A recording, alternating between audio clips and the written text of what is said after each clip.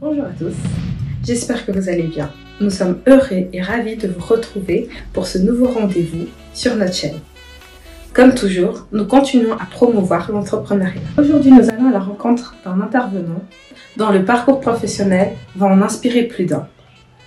Il a fondé sa propre association, Jeunes et Action Sociale, au Cameroun.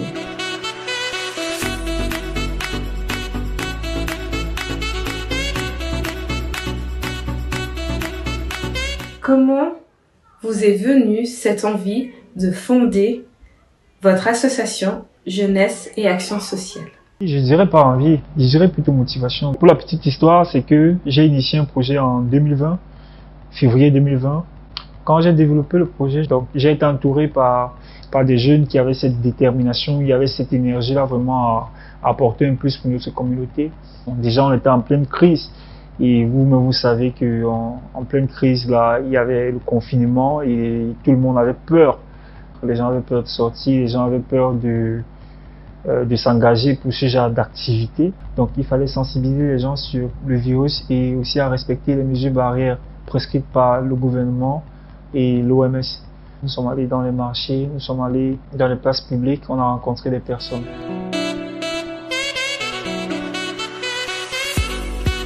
Quels sont les objectifs de l'association et les différents projets gérés par celle-ci? The objectives of the association are grouped into three main objectives. As the first objective, we help those that are in need. So that's our first objective. Our second objective is to participate to education. So the education of this population. And our third objective is to contribute to the evolution of our society.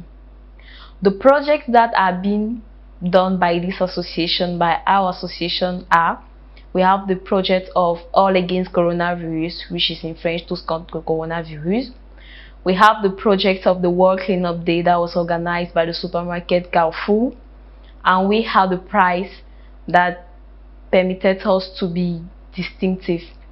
And the third project is the project of the numeric program that helps people that are vulnerable to coronavirus.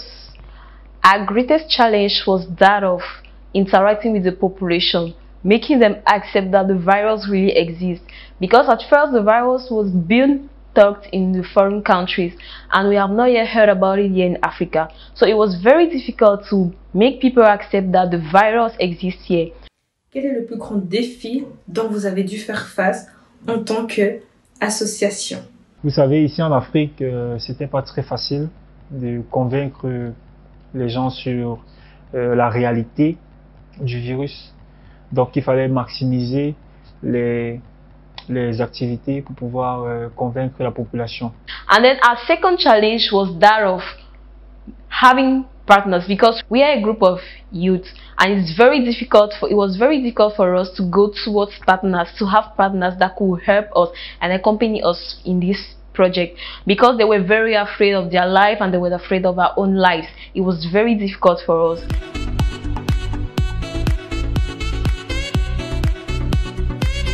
Quelle place a la jeunesse dans le développement camerounais? Déjà, au Cameroun, on a un sérieux problème, c'est que on n'implique pas trop les jeunes dans les responsabilités de ce pays. Les jeunes se sentent abandonnés, ils se sentent délaissés. Ils ne sont pas sollicités pour contribuer à l'évolution de notre société. Vous comprenez que beaucoup vont se sentir frustrés et résignés. Donc c'est tout ça qui crée ce sentiment en eux, le sentiment d'abandon, et beaucoup ne veulent même plus, ils veulent plus s'engager dans les actions communautaires, ils ne veulent plus prendre leur destin en main. Donc c'est là où nous on prend cette responsabilité de faire comprendre aux jeunes que c'est pas parce que le gouvernement ne nous aide pas qu'on va baisser les bras, c'est pas parce que le gouvernement ne nous implique pas dans certaines responsabilités que nous on doit pas prendre notre destin en main. La chance que nous on a au Cameroun, c'est qu'on a une population qui est essentiellement jeune. Et je crois que en tant qu'acteurs de cette société-là, si nous tous ensemble, on prend notre destin en main, on essaie de créer notre chemin, je pense que on peut faire des grandes choses pour ce pays. On peut vraiment faire des grandes choses. Avez-vous un nouveau projet en cours ou en vue? Le projet en cours, c'est un programme d'assistance aux personnes à mobilité réduite. Il n'y a pas de voie d'accès pour ces personnes-là dans les services publics, dans les établissements scolaires. Donc c'est un peu compliqué pour ces personnes-là de se déplacer, d'assouvir leurs besoins vitaux. On a pensé à leur apporter une solution numérique qui va les aider à assouvir leurs besoins vitaux sans avoir besoin de se déplacer.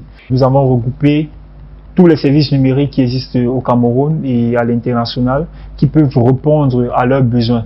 Et dans ce programme, nous, on va aller sur trois volets. Il y a le premier volet qui sera la sensibilisation. Donc, on va leur faire comprendre qu'il y a ces services-là qui existent. Et ensuite, on va les former à l'usage de ces services-là.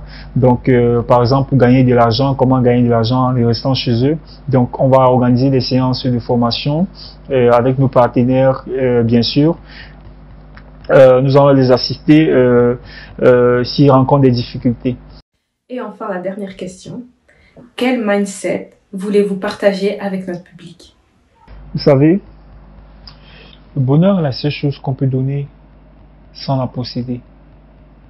Il ne suffit pas d'être millionnaire pour redonner le sourire à un handicapé, un sans-abri ou un orphelin. Il suffit juste de donner un peu de son temps, de ses idées et de sa personne pour faire renaître l'espoir.